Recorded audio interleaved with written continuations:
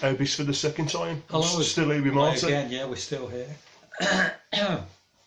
Yeah, we're just going to talk about some current events, how updates, really. I have had a few interesting situations. An encouraging one, I was in Morrison's in Wednesbury, and normally it's hard to find any like-minded truthers, but on this occasion I saw an older gentleman with no face mask and just stopped to say, well done, you know, well done, no face mask. And he smiled and began talking that it was all nonsense and he didn't believe any of it. And then just round the corner came his two friends, two brothers, who again had exemptions on. So there was four of us talking like old friends in the aisle, and you had to sort of back into the shelves a bit to let people through, isn't it, when there's four of you all without masks? Quite a little scene. And we were able to exchange phone numbers, email addresses, and as Lee said on a previous vid, that, you know, connect if you can with people in your area. You don't know which race going to get here. Yeah, that's right. Yeah, so really encouraging that, and it's almost like we'd found some precious stones, some precious, you know, nuggets, you know, lifted our spirits, and was really encouraging, really encouraging. And then an incident on the bus, not such a happy note to it. I was coming back from West Brom, and on the bus there were a reasonable amount of people all masked up, and there was a young mother who had a little baby in a pushchair, and the baby was crying and crying and crying and couldn't be comforted. And it's not as though the mother was just in her phone, not bothering or anything of that nature. She was attempting, but she had this big black muzzle on, and the little baby had no comfort in this. So I observed this, and it was upsetting me more and more. And then the lady got off at Stone Cross with the little baby in the pushchair.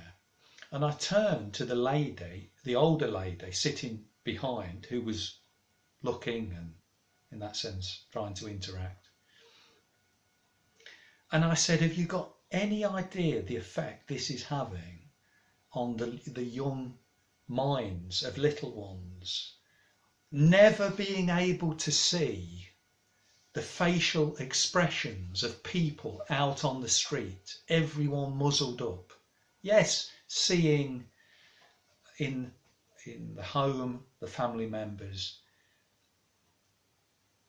If this completely gets out of hand and they try to have people muzzled in their own houses as well as on the street, can you imagine the state of things? So I says, this is sinister.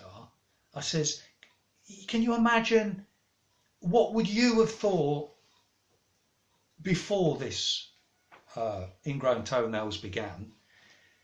Had you saw this woman with this, and you'd have said, how bizarre is this? How awful is this? Why doesn't she take this off and deal with the child? But because of the fear, that's what it is, the fear of the group think, because of the fear of fines, because of the fear of non-conformity, she's prepared to let her little baby suffer. And I said, this has got to stop. And I was saying this out loud on the bus. People were sitting there, lady driver. I said, this is sinister, this is evil. How much longer are we going to put up with this? I turned round and the Indian man behind, he was nodding his head, yes, yes, yes. It completely caught them out the blue, because people are just not verbalising. They're going along Yeah. So that was an incident. Well, there's a view that says they're trying to stop people verbalising. I mean, you look at the censorship issues with social media. They are. There's no question about it. There is an effort to try and stop people talking about this and trying to get people connected.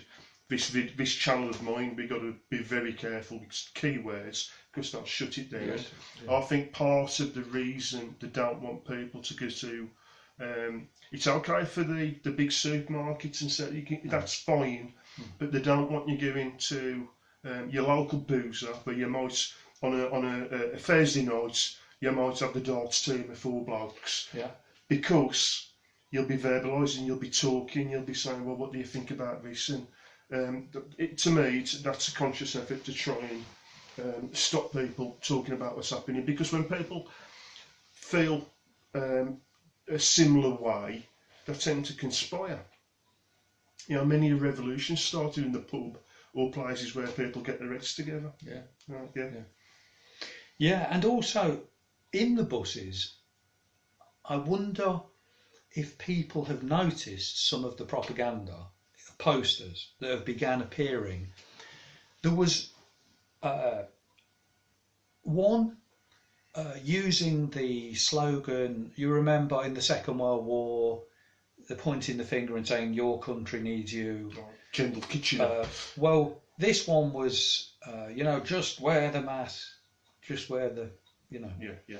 And another one had a picture of a dog, like a sort of pug type thing with snarling his teeth, with this picture like, and the slogan was just wear the sewing mask. Yeah. So, and then outside the buses, on the odd bus, it's got just act as though you've got it. Just act as though you've got it. As we said before, it's pantomime, it's an act. And this is all participation in the act. Mm-hmm. Start acting as though you've got it. Yeah. It pulls you into their game. I mean, how many people have seen this? I'll give you another illustration of propaganda. In our workplace, going to work, I get a lift in, and I said, stop the car. I says to Gav, who was driving me in, I said, look at that there, that sign. I said, what does it mean? And here it is, look.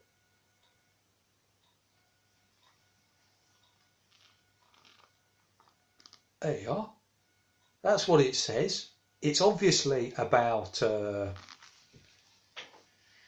driving. Well, ostensibly it's a 20-mile-an-hour speed limit, but what's that got to do with the FL? Who would understand what that can possibly mean? Yeah. In terms of signs, I saw one today. I can't mention the shop. November India Sierra Alpha. Okay. Yeah. Convenience store. And as you went in, it had got big posters on the glass, stuck on the glass doors, and it was about the muzzles, and it says, "It's the law, law," in big letters. Right, fair. It's what it says. Who wants to be a criminal? Nobody wants to be a criminal. We don't want to be naughty. We want to be, But it's the law. Well, correct me if I'm wrong, but it's not the bloody law, is it? It's not the law. It's not. Yeah. There's plenty of things that are against laws that have been passed. This isn't. And I really resent stuff like that because... that's it. And look at this one. It's gone off. It's just gone off. Yeah. It says, obey the rules or face a fine. You will obey. I remember when I was a teenager, I was very into the Patrick McGowan series, The Prisoner. It was allegory. My mum and dad took it literally, so they says it was soft and stupid, but it was allegory, and I quite enjoyed it. And there was one episode where basically the other inmates turned against him, and I was pointing an accusing finger at him, this accusational jab at him. Unmutual, you're unmutual. They all turned on him, but you are unmutual. They'd just been turned on him. He was doing the right thing. He was a prisoner. He was doing his best to get out of the place. But it's that seems to be redolent to me of what's going on with turning people against non-muzzle people, Yeah. because I'm saying kind of, you're antisocial, you're a danger, you're unmutual. Well, tell me, right, how bloody having mouth cancer is unmutual, Yeah. you know? Yeah. And it's not just that, I mean, there's other people who've got other reasons. I mean, one of the, and I hadn't considered this, but one of the reasons some women don't wear the muzzle is because they've been raped. Well, yeah. You know, and it's that that claustrophobic having something over your mouth thing. You can't do that. You can't do that to people. Consider it. Yeah, but people think now it's quite acceptable to say, well, you're a danger, you're unmutual, you're harming us, you're sticking to the rules. Well, yeah. Yes, and again, trying to hinder people talking to one another, and you contrast that with some of the Second World War posters, such as loose talk can cost lives, and zip it, careless talk costs lives, and some of the old posters. Be like Dad, keep how they are, how they're using these things. Yeah. It's a constant reinforcement of a statement, isn't it? It just becomes second nature. We all do. I mean, there was that one. It became fashionable a few years ago. Keep calm and carry on. You saw that everywhere, didn't you? And it got adapted. But yeah, it's a play on that. Yeah, changing the subject on that one. Going off to in Lidl supermarket. I saw, now we just want to throw this open to see if people are noticing anything different in the way people dress. I saw a chap go in his dressing gown. He was dressed, he had clothes on underneath, but he put his dressing gown on. Now I'm not saying this is necessarily wrong in and of itself. The point for raising it is just to ask, are you observing people coming out? Because they think to themselves, well, what's the point? What's the point of putting a coat on? I'll just come out as I am. I'll just leave the living room in my slippers and come out in my dressing gown, and I'll just do the shopping, and then I'm straight back indoors again. Have you spotted this? Now, I looked at this because it was slightly unusual, and the person appeared to be quite normal. You know, there was no oddities or eccentricity about the person as I looked at their face. So I thought, oh, that's quite interesting. And I asked this to Gav, who I get the lift into work, and he says, oh, I see regularly people in Walsall in the dressing gowns. Yeah. Lee, any thoughts on this? I think it's geographical, to be honest with you. I mean, when I lived with my mum and dad, and when I was married, we lived on the same estate, and it was a different demographic. To where I live now. I mean, I was joking with Marty earlier on. You know, I says I'm the odd one out in Lichfield and bringing the town and the city down. You know, bringing me black country ways and contaminating the place. But yeah, I think it's a geographical thing.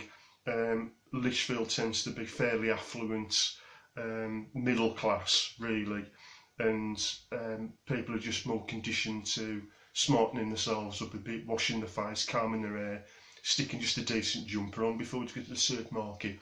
Whereas other areas, I don't think they've got the self-respect. They've never had the discipline in life to probably try and focus or try. And that's a generalisation, and it's not fair for the most part. But there's an element of truth in it. They just can't be bothered. They can't be bothered. They ain't bothered about themselves. They ain't bothered about anybody else. They'll just scut round the supermarket in the 90 or the gym jams. Absolutely. So if you have noticed anything like that, please put it in the comments. Because, I mean, maybe we won't see so much at the minute, but this could be a phenomenon in time. If people are just, what's the point? Yeah, if you're under house arrest for forever, you know, and there's never going to be much point in buying a bloody coat again, is that, you know? Again, switching to something I've been reading recently on the Tavistock Institute, Social Engineering the Masses by Daniel Estulin. A very interesting read, and I underlined this part that he was quoting Aldous Huxley, who wrote the book A Brave New World. And he says, speaking at the California Medical School in San Francisco, Huxley announced, there will be in the next generation or so a pharmacological method of making people love their servitude and producing dictatorship without tears, so to speak, producing a kind of painless concentration camp for entire societies, so that people will in fact have their liberties taken away from them, but will rather enjoy it because they will be distracted from any desire to rebel by propaganda or brainwashing enhanced by pharmacological methods. That word, does that mean drugs of some sort? Yes, basically keeping them doped. That's the way I interpret it anyway. A concentration camp of the mind. Yeah, using drugs as the chain link fence and barbed wire. Yeah, learning to love their slavery, their servitude, and abandoning all will to resist. Yeah. Wow. Well, maybe, I don't know. This is something an historian has got to make a comment on. I don't know. I'm not an historian, but I'm wondering, looking at that, whether it's happened previously in history. I mean, look at the Roman Empire. Yes, there was rebellions, and they were very brutal. But I would imagine it went on for so long. There was a class of slave living with higher status Roman citizens who quite enjoyed the job. You know, they got no freedom, but it don't really matter because they was living in a nice, you know, got a bit of mosaic on the floor there. And probably had nice food. That's it, a bit of underfloor eating. That's better. Yeah, we'll put up with that. Wasn't there an old Frankie Howard up Pompeii or something? He used to be a slave. Was it Lurkio? Lurkio. Yes. Well, don't sit on this. Yes. What? No, stop it. What? Yes. Yes, you're right. It was quite funny, wasn't it? That sort of thing, yeah. People that don't realise they're slaves. I mean, it's probably going to be deep, but you probably said that anyway. You know, we were all kind of like wage slaves in before this to one degree or another. So yeah, nobody's entirely free. I wouldn't have thought. But it's a matter of degrees, isn't it? And some people do like. Being told what to do and being constrained, and other people, like I was trying to make a point yesterday, but other people can't tolerate that. They need that extra bit of freedom. I've worked with plenty of blokes. They, I can be sometimes a bit belligerent. I know when I've got to keep my gob shut and keep my nose clear and my head down, but other blokes just seem to take it. There was. It was in the Quadrophenia, the original album by The Who. There was a mention. Jimmy was saying he went up. Well, the film was 79. I think the album was early 70s, 71, 72, 73. But in the sleeves notes, it was saying Jimmy he went to work on the bins. He was the protagonist, and these guys that fought in World War II. You know, they were brave men, and yet they was too frightened to strike. For and a couple of quid extra a week, that was quite happy just to keep plodding along, and life could be worse, and we'll just put up with it. So it's probably what was going on to a lesser or greater extent. So that's brought us up to date on some of the things we noticed, recent updates. Lee's touched on numerous things in his last videos. On his walk around Lichfield for the so-called great reopening, which wasn't so great, was it? Wasn't. Doesn't appear to be. But like other people made on the comments, it was you can't really blame the shopkeepers, because if they think they're going to get hammered with a fine, they're going to be frightened to do it. They want to stop in business, not be put out of business. I mean, they're suffering enough as it is without exacerbating it, and.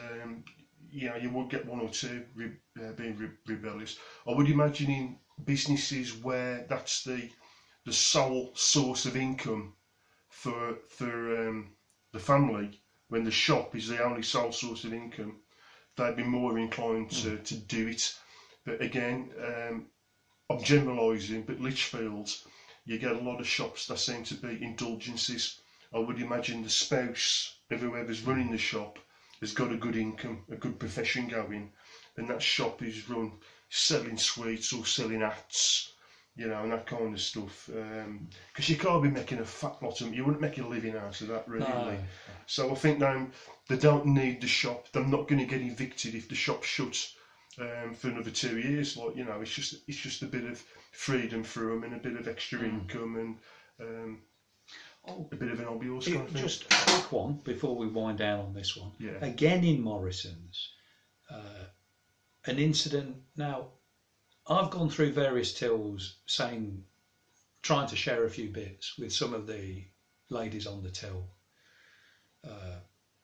And some of them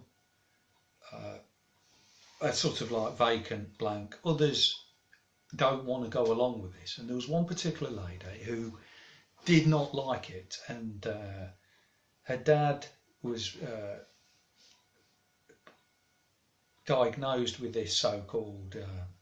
and she wasn't happy because it meant she couldn't see him, and then she was very concerned and everything that was going on, and she didn't want to wear this. And the odd time you saw her with, and then more often than not without.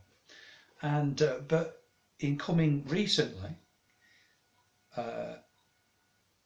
she was and gloves, and she saw me and almost apologised. She says, "You know," she says, "I don't want to." I says, "I know that." I said, she says, "I was called into the office, you know, and instructed I had to wear it." Yeah, join the party. And I said, "But this is against your will, isn't it?" She says, "Yes." So the sadness there, we have people who do not want to, but they are coerced, in effect, forced. That's right. And my wife has numerous taxis to her work, and a good percentage of the drivers know it is nonsense, and yet they are, because need the job. You see what I mean? So it does raise the question: how many? Because I always remember Lee did a talk on the different types of heart attitudes of people who are wearing these, and he said you can't lump them in that sense altogether. Yes, we see things as they are, and they've got it on, but one has to have great sympathy for an individual who is wearing something against their will, and it's making them feel sad inside and no self-respect for themselves that they're forced to do this. How can one contrast that type of person to the one who is glorying in it and proud and wants to enforce it on everyone? It's as far apart as can be. Well, we're almost at the end of my memory now, but in addition to what Marty just says, again, I can't mention the company, but I temped for a few weeks, if you remember, at the end of last year, and I was the only one unmuzzled. Yes. And I felt like scum, you know. I did. I was the odd one out, and they don't want you there. You was scum. You don't fit in. You was different to them. Apartheid, really. Yeah. Okay. Face nappy apartheid. Right then. What do we say then, We Martin? say God bless you. God bless. God bless each and everyone.